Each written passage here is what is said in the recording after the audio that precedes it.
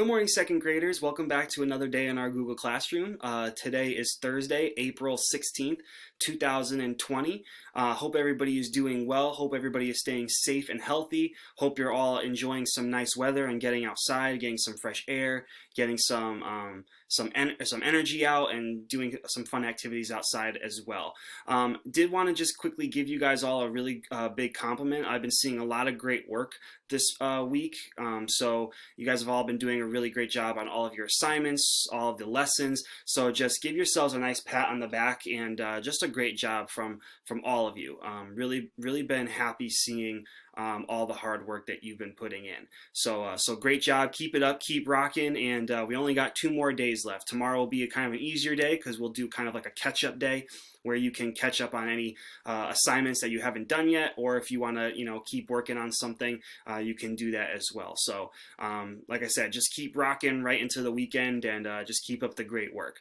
Did want to make some quick announcements before we started our day. So the first announcement is coming from Mrs. Stewart over in the library, and she has asked me to have you guys fill out the 2020 Elementary Nutmeg Books voting ballot.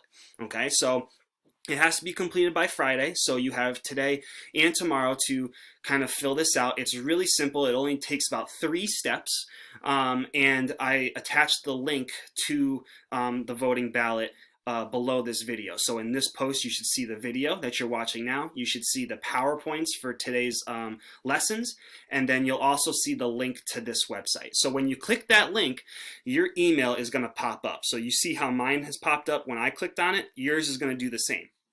And it's really simple. All you have to do is answer 3 simple questions. So the first question is, what grade are you in? And you would click 2nd grade. The next question is going to ask you, who is your teacher? And you would click on Mr. Pegalo and Mrs. Geary's name. Okay, so those are the 2 easy questions right there. The third question, it might be a little confusing, so I kind of want to walk you through it. So then it's going to ask you to pick an Elementary Nutmeg 2020 book nominee to win the award. Which one was your favorite book? Okay, and so it's going to ask you to put your answer here, but you can just leave this blank. You don't even have to do anything with that. So when you get to this part right here, you can just hit the button that says next, and it'll bring you to this page. And this page allows you to see all of the books that are being nominated for the Nutmeg Award. Okay, so we have a few here. I'm just going to unclick this one for a sec. Oh, I can't, I guess. So these are going to be all of the options, and you can kind of look through it when you click the link and find the one that you want to pick. So let's say I really liked Book Uncle and Me by Uma wow, that's a hard name to say, Krishnaswamy. Okay, so let's say that was my favorite book out of the ones here. So I would click it, and you should see kind of like a red circle pop up along with a big red box around it, and that's how you know that you've selected it and it's good to go. So once you've picked your favorite book out of all of these books, you're going to scroll all the way down, and you're going to hit this big red orange button that says submit. Once you hit submit, you are all done and you have voted for your favorite book. Okay, so again, you have until tomorrow to fill this out. So if all of you guys could get on there at some point, either today or tomorrow, and just vote for your favorite book to win the Nutmeg Award, then I'm sure Mrs. Stewart would appreciate it. Just want to make sure that we're clear. Please choose the one book you think should win the 2020 Elementary Nutmeg Book Award. Okay, so only picking one. So if you have a tie between 2 or 3 books, just try and pick the one that you think you like the most. Okay, and that's pretty much all you have to do for that. So again, if you could get that done today and tomorrow, that would be great. Okay, and now what I'm going to do is I'm going to just quickly run through our day today. So phonics is going to be another lesson with Mrs. Zillahy. She's actually going to be teaching you more about compound words and how to make compound words. For reading today, we're still going to do the 10 minutes of independent reading and then the 20 minutes of Lexia. And here's the Lexia timer in case you need help reminding you about how long 20 minutes is. For writing today, like I told you yesterday, we're going to continue our opinion writing about Scaredy Squirrel at the Beach, and you're going to continue to tell me if you would recommend this book to another person and giving me reasons why. Okay, so here's just something to remember. So remember, use all of the strategies we learned about writing opinion pieces to persuade someone else to read Scaredy Squirrel at the Beach. Okay, so when you write your opinion, these are the three things that I'm going to be looking for. Okay, I'm going to be looking for, did you state your opinion? Did you give reasons for your opinion? And did you support your reasons with examples from the book? I'm going to be looking for all three of those things. Okay, so make sure you have all three of those things in your writing. And here's the example that I gave you from the first day, kind of in that video. So if you need another example of how to write your response, then that is a really good example right there.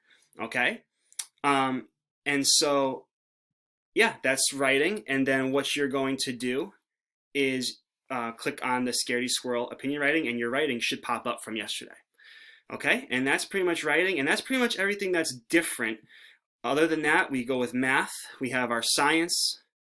We have specials today, so library, so make sure you click to listen to the read aloud with Mrs. Stewart. And then we have a flow break, and then we are done for the day. So that is what our day looks like. So one of the last things that I wanted to do for our morning message, and I know we've been on here for a while of just me talking, but I just wanted to share two pieces of writing from yesterday that I thought were really, really good. And again, that doesn't mean just because I'm reading theirs doesn't mean that everybody else's is not good, but I did really notice these two students writing really good stuff. And so I just kind of wanted to share that with everybody so that way it can make them feel good about their writing, but also it could help you if you're struggling trying to write something about the Scaredy Squirrel book. So this first student wrote this. This is what they wrote. I like the book Scaredy Squirrel at the Beach. My first reason I like it is because he is funny and forgetful. My last reason is he is kind and cute. Funny, he makes an entire list of things he wanted to do and forgot. He is not just forgetful, he is kind because he hung out with friends. I would want everybody to read this book. I think that that's a very good response to the question that is being answered. And that's a really good opinion. And not only do they state their opinion, but they give reasons why for their opinion. The only thing that I might suggest to this person's writing is for next time, just make sure to use examples from the book. Okay, but other than that, I thought that this was a really good piece of writing. So if you are the person that wrote that piece of writing, give yourselves a pat on the back because that was really great. And then the other person that I noticed who did a really nice job writing wrote this. So they said, I recommend this book to someone because it is funny. It is funny because Scaredy Squirrel finds a way to get a beach at home because he doesn't want to be around a crowd, but he couldn't hear the good sound of the ocean, so he had to go to the beach. It is also funny because he went into a box he got delivered to the beach, and then when he got out of the box, he was around a big crowd. And then the only thing that he did was play dead. Last, the book made me laugh when the crowd put sand on him and the perfect shell for hearing the ocean. And then he started making sandcastles with the crowd. And then he went back to his home called Nut Tree, and then he went into his own beach. So again, that was a really another good piece of writing. They stated their opinion, they stated why they felt that way, and then they kind of used some examples from the story to help them kind of support their reason and support their opinion. So both of those students that wrote those things, again, give yourselves another pat on the back because that was really, really great writing. Now, these students wrote a lot, so I'm not asking for everybody to write like a ton, but I would like to see in your writing those three things. I would like to see your opinion, I like to see your reasons for why you are making that opinion, and then at least 2 examples from the story. So all in all, it doesn't matter how many sentences you write, how many paragraphs you write. If you write about those 3 things in your writing, then you are going to be good to go. And that's what those 2 students that I just read their work, they did that. So if you're still working on your writing, just kind of take into consideration the example that I gave you. Take into consideration some of the examples that I just had given to you from other students who did a really great job to help you with your writing. I'm sure all of your writing is going to be great, and I really can't wait to see it. So just wanted to share all that information with you guys. I hope you have a great day, and I can't wait to see more of the great work that you're going to do today. Bye, everybody. Have a great day.